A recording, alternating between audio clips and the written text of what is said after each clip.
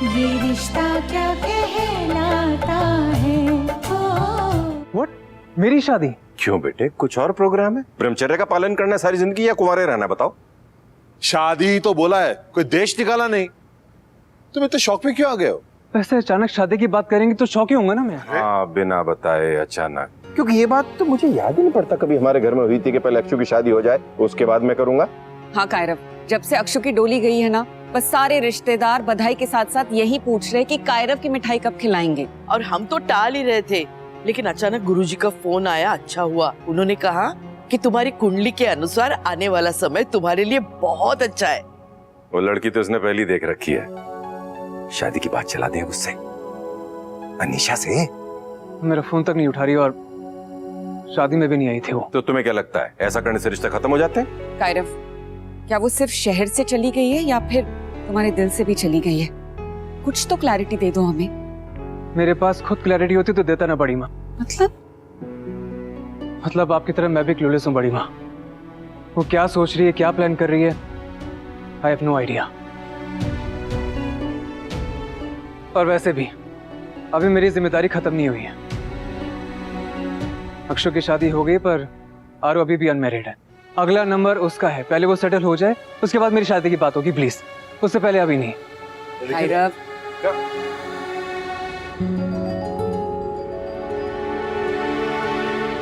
अभी ये जगह बहुत दूर है, पता नहीं कितना टाइम लगेगा वहाँ पर, तुम लेट हो जाओगे। अक्षु, हाफ डे की जगह फुल डे हॉलीडे ले लूंगा। वैसे भी आज कोई सर्जरी नहीं है, फिक्र मत कर। पर मुझे अच्छा नहीं लगेगा कि मेरी वजह से तुम्हारा काम। अक्षु, अगर कोई भी अर्जेंट इंपॉर्टेंट काम होता तो मैं कभी छोड़कर नहीं आता। याद है ना तुम्हें, शादी के बाद पहले दिन तुम्हें छोड़ के जाना पड़ा था, क्योंकि मेरी जरूरत थी वहां। आज मेरी जरूरत यहाँ है। तुम्हारा मोराल भी बूस्ट हो जाएगा और एक सेकंड ओपिनियन में मिल जाएगा कि लोग कैसे हैं, जगह कैसी है। तुम ना बहुत भोली हो, अच्छी हो, और तुम्हें लगता है कि पूरी दुनिया भी अच्छी है, लेकिन ऐसा है नहीं। दुनिया अक्सर अच्छे लोगों को बेवकूफ समझती है। मैं नहीं चाहता कि कोई तुम्हारी अच्छाई का फायदा उठाए, तुम्हें बेवकूफ बनाए, तुम्हें हर्ट करे। And I know you can handle it. और मैं ये भी नहीं कह रहा हूँ कि ये शहर सेफ नहीं है या लड़कियों का अपने हिसाब से जीने का हक नहीं है। सिर्फ ये कह रहा हूँ कि हादसे होते रहते हैं ना, इसलिए चिंता होती है। Better safe than sorry, precaution is better than cure. और तुम चिंता मत करो, मैं हूं ना तुम्हारे साथ। मैं तुम्हें हमेशा प्रोटेक्ट भी करूंगा और सपोर्ट भी। और मैं जानता हूं जब मुझे जरूरत पड़ेगी तो तुम भी बिल्कुल ऐसे ही करोगे।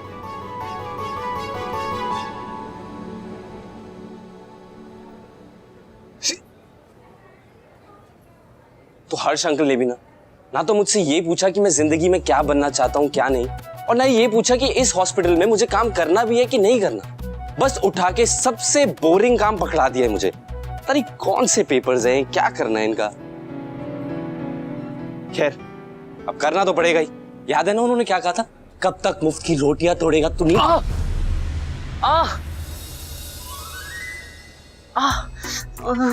तुम यहाँ पे क्या कर रहे हो चमगादड़?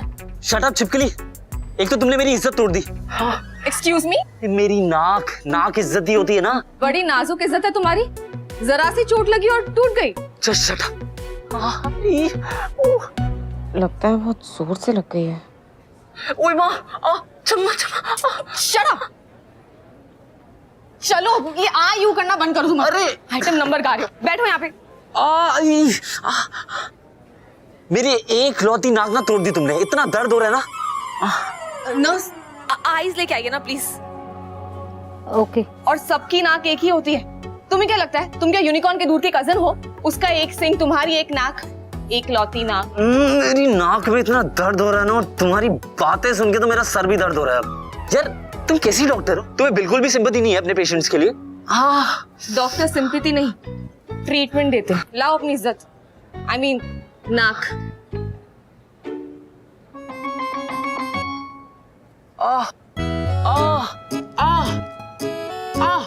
क्या कर रहे हो तुम? चुप करो, बाहर से कबूतर आ जाएंगे।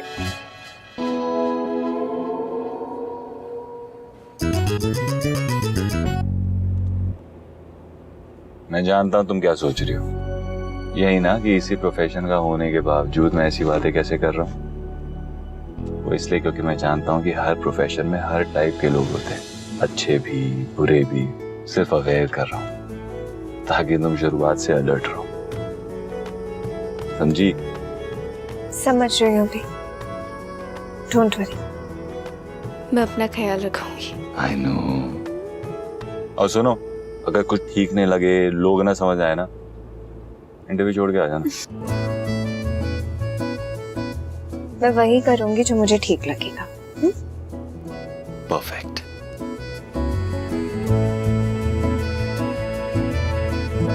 हे भगवान, अब ये क्या जिद पकड़ के बैठा है? अब ये क्या नई कंडीशन है? पहले उसकी शादी करवानी थी, अब कहता है कि आरू की भी करवाऊंगा। अरे चारों बच्चे पता नहीं कब शादी करके एक बार सेटल होंगे लाइफ में, कब हमें चैन की सांस मिलेगी, कभी सुकून मिलेगा कि नहीं हमें? कभी भी नहीं मनीष। माँ बाप की चिंताएं कभी खत्म नहीं होती। बच्चे बड़े हो जाते हैं और उनके नाम बदलते रहते हैं बस। सही कह रही है आप माँ जी। चाहे घर में रहने वाले बेटे हो या फिर शादी करके ससुराल जाने वाली बेटियां हो, चिंताएं कभी कम नहीं होने वाली। वाह। ओनो, मैं वाव जैसा क्या दिखा यहाँ पर? तुमने क्या देखकर रोनो का? अरे देखो इस जगह को, क्या है ये? हाँ माना कि ये फैंसी जगह नहीं है, पर हमें तो पता था ना कि चैरिटेबल ट्रस्ट है। यहाँ गरीब और जरूरतमंद लोगों के नॉमिनल खर्चों में उनका इलाज किया जाता है। मैंने तो वही सोच के वाव बोला। अरे आज हफ्ता हो गया है वो जाते हुए, कब मिलेंगे डॉक्टर? बच्चे के एक्सरे के पैसे नहीं है, बड़े डॉक्टर से कह के कुछ करवाना सिस्टर, प्लीज। आपका बहुत बहुत शुक्रिया डॉक्टर साहब, मेरे बच्चे का पैर ठीक कर दिया आपने। जब इलाज इधर से चल रहा है तो दवा भी इधर से मिलनी चाहिए ना।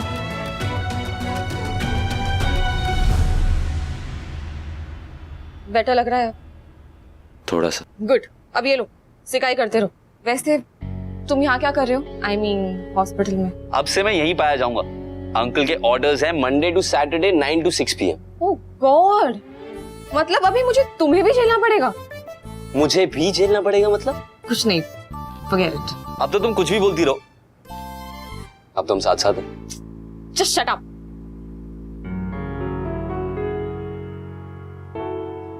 रुद्र रमानी का ड्राइवर उनकी रिपोर्ट्स कलेक्ट करने आ रहा है, रजिस्टर पे साइन देके उनके रिपोर्ट्स दे दो। और हाँ, अभी सर की स्टैंप लगाना क्योंकि चेकअप उन्होंने किया था। ओके। रुद्र कब आया चेकअप के लिए? उसने तो कहा था जब भी आएगा मुझसे जरूर मिलेगा। मेरी सुबह वाले मैसेज का भी रिप्लाई नहीं किया उसने। ऐसा क्यों? ये रिश्ता क्या कहलाता